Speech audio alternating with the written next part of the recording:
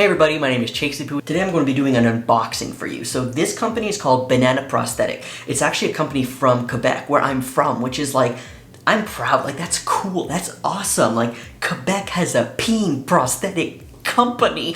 Anyways, I actually already posted this unboxing video in French. So for people who've been fiending for me to speak French for years, I made a video because it is from Quebec and I wanted to honor my people and do it in French. En français.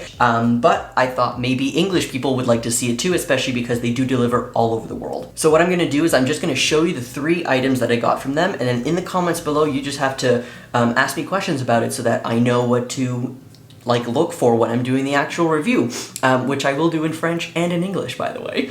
So be excited for that. So this is the packer here. It actually is a lot smaller than regular packers, which I really enjoy. When I opened it, I was like, it's small, but I like it. So this is what the packer looks like. Next is their STP. So this is what it looks like here. I'll tell you, the balls are really hard because it's all silicone. Usually the balls are made as the cup, right? But there's no cup, it's all filled in. So it is a little bit hard. So I don't know how it packs, but this is a stand to pee device. So you put this under you when you want to urinate and stand up, and then you should be able to pee standing up. So this is what it looks like. Is it the same dick as here? I don't know. They might have molded this from somebody's weenie when it was soft and then when it was hard. I don't know.